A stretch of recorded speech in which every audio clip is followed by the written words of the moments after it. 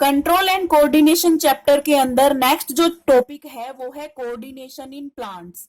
Coordination in plants जो topic है इसको मैं दो ब्रॉड पार्ट्स के अंदर डिवाइड कर रही हूँ। इसके अंदर दो ब्रॉड सब टॉपिक्स हम पढ़ेंगे। पहला होगा मूवमेंट इन प्लांट्स और दूसरा होगा केमिकल कोऑर्डिनेशन इन प्लांट्स। तो इस वीडियो में मैं डिस्कस करूंगी प्लांट के अंदर मूवमेंट्स के बारे में इस वीडियो में, और हो सकता है एक दो वीडियोस और भी इसके ऊपर हो। तो देखिए, मूवमेंट इन प्लांट्स हम स्टडी करेंगे यहाँ पे। तो पहले आप ये चीज समझिए कि जो एनिमल्स होते हैं उनके अंदर तो नर्वस सिस्टम होता है और मसल्स होती हैं जो कि उनकी एक्टिविटीज को कंट्रोल और कोऑर्डिनेट करती हैं। लेकिन हमें पता है कि प्लांट्स के अंदर ना तो कोई नर्वस सिस्टम होता है ना ही किसी तरह की मसल्स होती हैं। तो फिर प्लांट्स के अंदर कंट्रोल और कोऑर्डिनेशन कैसे होता है? इस चीज को समझने के लिए पहले इस क्वेश्चन का मतलब समझिए आप। How do plants respond to stimuli? जो स्टिम्युलाई होती है उनके लिए प्लांट्स किस तरीके से रेस्पोंड करते हैं, यानी प्लांट्स में कंट्रोल और कोऑर्डिनेशन किस तरीके से होता है। तो plants show movements, movements show करके प्लांट्स जो है वो कंट्रोल और कोऑर्डिनेशन शो करते हैं। और प्लांट्स के अंदर स्टिम्युलस को रेस्पोंड करने के लिए भी डिफरेंट टाइप की मूवमेंट्स होती हैं। अब हमें पता है कि प्लांट्स में ना तो नर्वस सिस्टम है ना ही प्लांट्स के अंदर मसल्स होती हैं, और प्लांट्स एक ही जगह पे फिक्स्ड होते हैं। तो प्लांट्स जो है वो कुछ मूवमेंट्स शो करते हैं किसी भी स्टिम्युलस के रेस्पॉन्स में। अब यहाँ पे एक वर्ड आया है स्टिम्युलाई, इसका सिंगुलर हो जाएगा स्टिम्युलस, यानी सिंगुलर स्टिम्युलस और प्लूरल इसका स्टिम्युलाई। तो आपको इस वर्ड का मतलब पता होना चाहिए कि स्टिम्युलस या स्टिम्युलाई किसे कहते हैं। किसी भी प्रकार का चेंज किसी ऑर्गेनिज्म के इंटरनल या एक्सटर्नल एनवायरनमेंट में किसी भी प्रकार का चेंज जो होता है जो कि उस ऑर्गेनिज्म के अंदर कोई रेस्पॉन्स जनरेट करता है उसको बोलते हैं स्टिम्युलस। तो any kind of change in the internal और external environment of the organism which generates any response उसको बोलते हैं स्टिम्युलस। अब जैसे कि टेम्परेचर हो गया, लाइट होगी, ह्यूमिडिटी होगी, केमिकल्स हो गए, ये सारे क्या हैं? ये स्टिम्युलस हैं। जैसे मान लीजिए टेम्परेचर हो गया, हमारे सराउंडिंग का टेम्परेचर जब चेंज होता है तो उस टेम्परेचर के लिए हम रेस्पॉन्ड करते हैं। तो वो जो टेम्परेचर यहाँ पे है वो क्या है? एक स्टिम्युलस है। तो ये मैंने स्टिम्युलस के बारे में बताया है यहाँ पे। अब हम अपना टॉपिक स्टार्ट करते हैं, मूवमेंट्स इन प्लांट्स। प्लांट्स के अंदर मूवमेंट्स। अब प्लांट्स के अंदर जितनी भी मूवमेंट्स होती हैं उनको मैं दो कैटेगरीज में डिवाइड कर रही हूँ। एक तरफ है growth related movements, sorry growth independent movements, यानी वो मूवमेंट्स जो ग्रोथ पे डिपेंड नहीं करती। दूसरी तरफ है वो मूवमेंट्स जो ग्रोथ डिपेंडेंट मूवमेंट्स होती हैं, यानी जो ग्रोथ पे डिपेंड करती हैं। एक एक एग्जांपल से मैं आपको ये समझा देती हूँ। ग्रोथ इंडिपेंडेंट मूवमेंट देखिए, यानी वो मूवमेंट्स जिनका ग्रोथ से कोई लेना देना नहीं है। जैसे कि एक प्लांट होता है जिसे हम बोलते हैं टच मी नॉट प्लांट, या जिसे हम बोलते हैं छुई मुई प्लांट। इस प्लांट के देखिए अदर नेम्स बता दूं मैं आपको पहले, छुई मुई प्लांट या शाई प्लांट या टच मी नॉट प्लांट। और इसका जो साइंटिफिक नेम होता है, बायोलॉजिकल नेम, वो होता है मिमोसा प्यूडिका।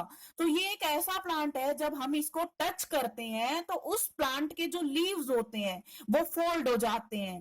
तो इसमें देखिए ग्रोथ, किसी भी प्रकार की ग्रोथ नहीं हो रही है, सिंपली ये हो रहा है कि हमने प्लांट को टच किया और उसके लीव्स जो है वो फोल्ड हो गए।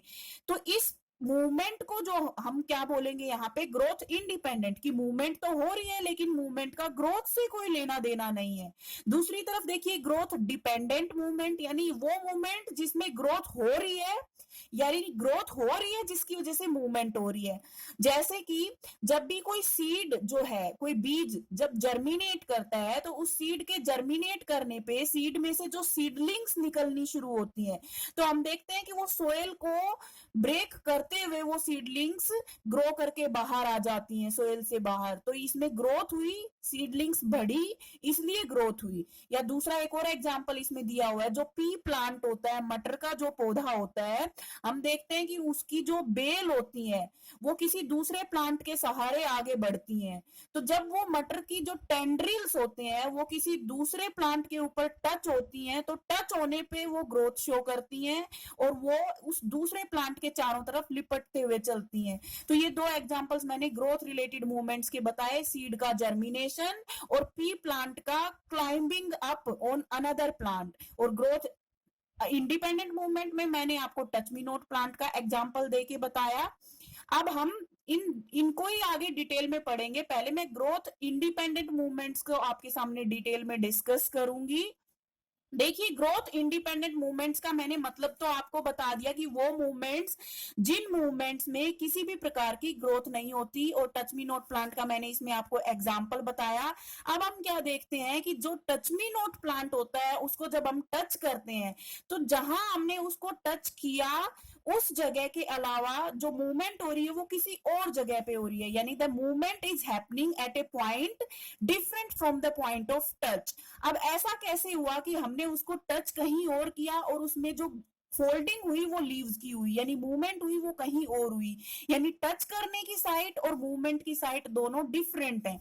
तो जरूर कोई मैसेज ट्रांसफर हुआ होगा उस साइट से जहां प्लांट को टच किया है उस साइट तक जहां पे मूवमेंट हुई है। तो प्लांट्स के अंदर ऐसा देखा जाता है कि प्लांट्स इलेक्ट्रिकल केमिकल जो मेथड होता है उसको यूज करते हैं इंफॉर्मेशन को कन्वे करने के लिए एक सेल से दूसरी सेल के लिए। तो ये इंपॉर्टेंट पॉइंट है, आप यहाँ पे याद रखेंगे। अगर आपसे पूछा जाए कि प्लांट्स में मैसेज कैसे कन्वे होता है फ्रॉम सेल टू सेल, तो plants use electrical chemical method या electrical chemical means to convey information from cell to cell. But हमें पता है कि प्लांट्स में किसी भी तरह का कोई स्पेशलाइज्ड टिश्यू नहीं होता है इंफॉर्मेशन की कंडक्शन के लिए। अब देखिए, इसी को मैं आगे कंटिन्यू कर रही हूँ ग्रोथ इंडिपेंडेंट मूवमेंट को ही, कि इन मूवमेंट्स के अंदर हमने देखा कि कुछ सेल्स इन्वॉल्व है जो मूवमेंट प्लांट के अंदर मूवमेंट कॉज करती हैं। तो उन सेल्स में कैसे चेंजेस आते हैं, क्या होता है उन सेल्स के अंदर जो प्लांट्स के अंदर ग्रोथ इंडिपेंडेंट मूवमेंट कॉज करती हैं। वो सेल्स जो होती हैं वो अपनी शेप को चेंज करती हैं। अब सेल्स की शेप कैसे चेंज होगी, जब भी सेल के अंदर वाटर का कंटेंट चेंज होगा तो सेल की शेप चेंज हो जाएगी। देखिए यहाँ पे मैंने लिखा हुआ है, the growth independent movements in plants are carried out by some cells, and these cells change their shape by changing the amount of water in them। तो जब भी कुछ सेल्स हैं प्लांट्स के अंदर, कुछ सेल्स होती हैं वो अपनी शेप चेंज करके मूवमेंट्स कैरी आउट करती हैं। अब प्लांट की शेप कैसे चेंज होगी, प्लांट सेल्स की शेप कैसे चेंज होगी, जब प्लांट सेल्स के अंदर वाटर का कंटेंट चेंज होगा। अब वाटर का कंटेंट चेंज जब होता है किसी भी सेल के अंदर तो या तो सेल श्रिंक हो जाती है यानी सिकुड़ जाती है, या सेल स्वेल हो जाती है यानी कि फूल जाती है। और जब भी किसी सेल के अंदर वाटर कंटेंट चेंज होता है और उसकी वजह से जो मूवमेंट्स होती हैं इनको बोलते हैं टर्गर बेस्ड मूवमेंट, यानी the movements which are caused by changing the amount of water in the cells are called turgor based movement. तो यहाँ ये 2-3 पॉइंट्स में मैंने आपको यही एक बात समझाई है कि प्लांट्स के अंदर जो मूवमेंट्स होती हैं वो कुछ सेल्स के द्वारा कैरी आउट की जाती हैं। उन सेल्स के अंदर जब वाटर कंटेंट चेंज होता है तो वो सेल्स श्रिंक होती हैं या स्वेल होती हैं, यानी cells turgor based movement show करती हैं जिसकी वजह से प्लांट्स में मूवमेंट होती है। और ये जितनी भी मैंने यहाँ पे मूवमेंट्स डिस्कस करी प्लांट्स में, जो ग्रोथ इंडिपेंडेंट मूवमेंट्स होती हैं वो एकदम इमीडिएट होती हैं, यानी कि जैसे ही प्लांट को स्टिमुलस मिला तुरंत वो जो है वो मूवमेंट हो जाएगी प्लांट के अंदर। अब मैं यहाँ पे 2-3 और एग्जांपल्स आपको बता रही हूँ जिसमें मैंने ये बताया है कि प्लांट के अंदर कुछ एग्जांपल्स मैंने यहाँ पे दिए हैं जिनको टर्गर बेस्ड कैटेगरी में रखते हैं हम। जैसे यहाँ पे मैंने यहाँ पे पहले बताया closing and opening of stomata. हमें पता है स्टोमेटा कब ओपन और क्लोज होता है, प्लांट के अंदर जब वाटर ज्यादा होगा तो स्टोमेटा ओपन हो जाएगा ताकि वाटर का इवेपोरेशन हो सके, और प्लांट के अंदर जब वाटर कम होगा तो स्टोमेटा क्लोज हो जाएगा। दूसरा एग्जाम्पल दिया है sleep movement of legume leaves. जो लेग्यूमिनस प्लांट्स होते हैं, जो दालों वाले पौधे होते हैं, उनमें स्लीप मूवमेंट होती है नाइट के टाइम पे। ऐसी मूवमेंट्स को निक्टिनास्टी बोलते हैं। एक है drought related rolling of grass leaves. हम देखते हैं घास के जो पत्ते होते हैं जब उनमें पानी की कमी होती है तो हम देखते हैं कि वो पत्ते सिकुड़ जाते हैं, राउंड राउंड हो जाते हैं, पूरे फ्लैट नहीं होते हैं। तो ये जो सूखे की वजह से ग्रास के लीव्स में जो मूवमेंट हुई उसको बोलते हैं हाइड्रोनास्टी।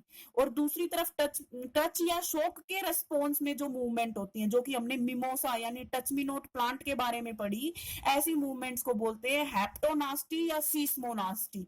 तो ये मैंने प्लांट्स के अंदर ग्रोथ इंडिपेंडेंट मूवमेंट्स के बारे में यहाँ पे डिस्कस किया है। और पिछले पेज पे दूसरे वीडियो में हम बात करेंगे ग्रोथ डिपेंडेंट मूवमेंट्स के